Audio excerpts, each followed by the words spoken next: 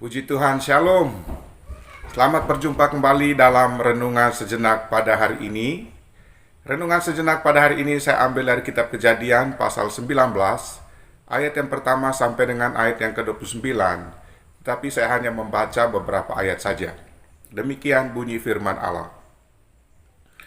Ketika fajar telah menyingsing, kedua malaikat itu mendesak Lot supaya bersegera. Katanya, bangunlah, bawalah istrimu dan kedua anakmu yang ada di sini, supaya engkau jangan mati lenyap karena kedurjanaan kota ini. Ketika ia berlambat-lambat, maka tangan istri dan tangan kedua anaknya dipegang oleh kedua orang itu, sebab Tuhan hendak mengasihani dia. Lalu kedua orang itu menuntunnya keluar kota dan melepaskannya di sana. Sesudah kedua orang itu menuntun mereka sampai keluar, berkatalah seorang, larilah, selamatkanlah nyawamu. Janganlah menoleh ke belakang, dan janganlah berhenti dimanapun juga di lembah Yordan. Larilah ke pegunungan supaya engkau jangan mati lenyap. Cepatlah dan larilah ke sana, sebab aku tidak dapat berbuat apa-apa sebelum engkau sampai ke sana. Itulah sebabnya nama kota itu disebut Zoar. Kemudian Tuhan menurunkan hujan belerang dan api ke atas Sodom dan Gomora berasal dari Tuhan, dari langit. Dan ditunggang balikkannya lah kota-kota itu dan lembah Yordan dan semua penduduk kota-kota serta tumbuh-tumbuhan di tanah. Tetapi istri Lot yang berjalan mengikutinya menoleh ke belakang, lalu menjadi tiang garam. Judul renungan sejenak pada hari ini adalah Allah menyelamatkan orang benar dari bencana alam.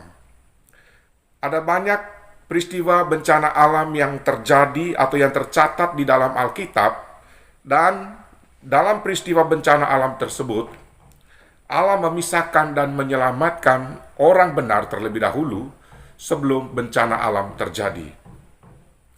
Salah satu contoh di dalam Kejadian pasal 7 ayat 1, kisah tentang Nuh dan keluarganya. Karena Allah melihat bahwa hanya Nuh saja orang benar yang hidup pada zaman itu, sehingga Nuh dan keluarganya diselamatkan oleh Tuhan dari bencana air bah. Sebelum bencana air bah itu terjadi, Allah memberitahukan kepada Nuh supaya mereka bisa menyelamatkan diri mereka melalui bahtera yang diperintahkan oleh Allah untuk membuatnya. Kejadian 7 ayat 1 di situ dikatakan, lalu berfirmanlah Tuhan kepada Nuh, masuklah ke dalam bahtera itu, engkau dan seisi rumahmu, sebab engkaulah yang kulihat benar di hadapanku di antara orang zaman ini. Demikian juga pada zaman Lot. Sebelum Sodom dan Gomora ditunggang balikan oleh Allah, akibat kejahatan yang dilakukan oleh orang-orang yang hidup di Sodom dan Gomora, terlebih dahulu Allah memisahkan Lot dan keluarganya dari orang-orang yang hidup di Sodom dan Gomora. Ini merupakan kasih Allah yang Tuhan nyatakan kepada orang-orang benar, kepada kita semua. Nah, siapakah orang benar yang dimaksudkan di dalam Alkitab? Orang benar adalah orang-orang yang dibenarkan melalui iman kepada Allah, melalui darah Yesus. Yakobus 2 ayat 23 di situ dikatakan, dengan jalan demikian genaplah nas yang mengatakan, lalu percayalah Abraham kepada Allah, maka Allah memperhitungkan hal itu kepadanya sebagai kebenaran. Karena itu Abraham disebut sahabat Allah.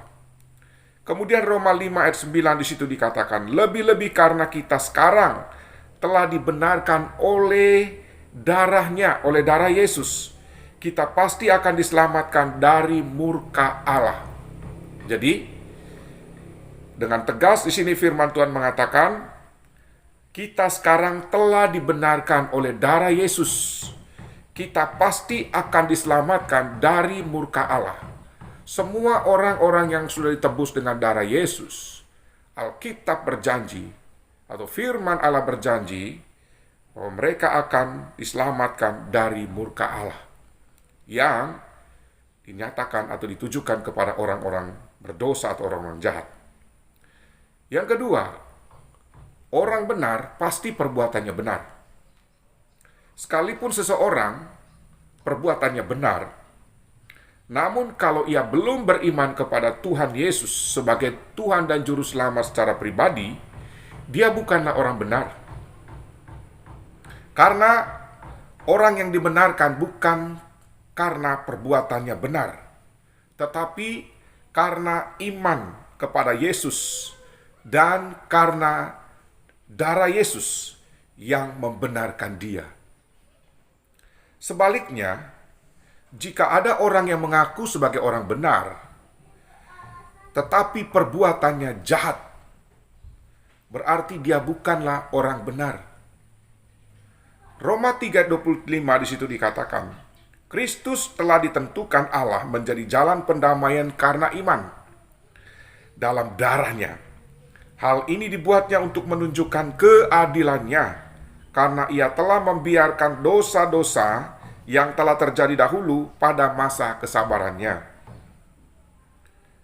Kemudian dalam Galatia pasal 2 ayat 16, di situ firman Tuhan berkata, kamu tahu bahwa tidak seorang pun dibenarkan karena melakukan hukum Taurat.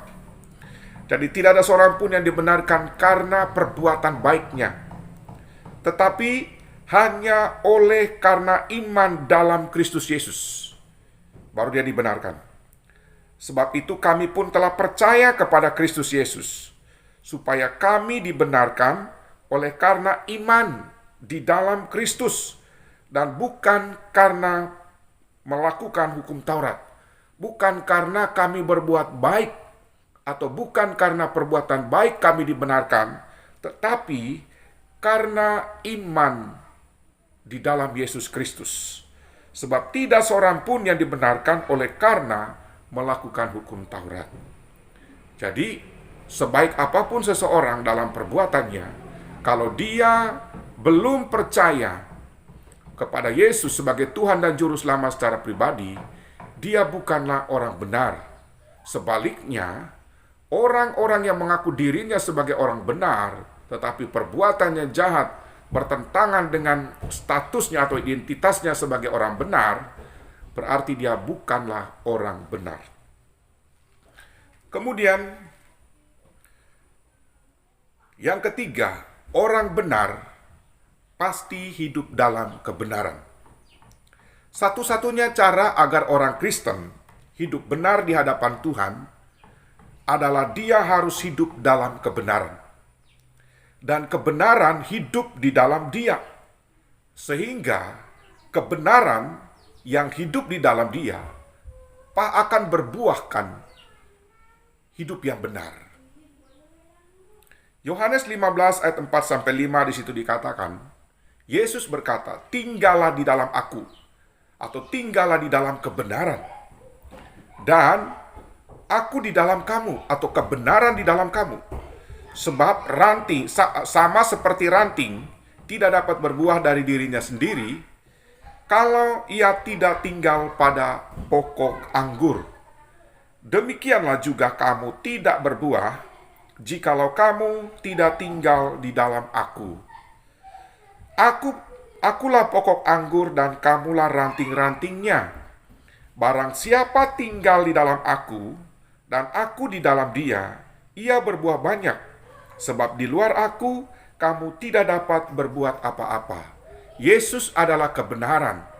Kalau kita tinggal di dalam kebenaran atau di dalam Yesus, dan Yesus ada di dalam kita atau kebenaran ada di dalam kita, pasti hidup kita berbuahkan apa yang benar. Jadi, jika kita hidup di dalam kebenaran, dan kebenaran hidup di dalam kita, maka kita pasti hidup berbuahkan kebenaran.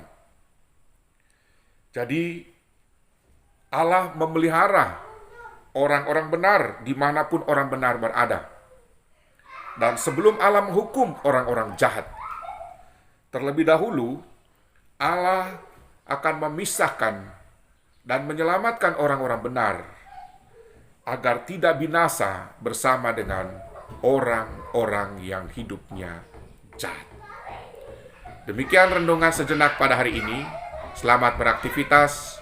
Tuhan Yesus menyertai dan memberkati kita sekalian. Amin.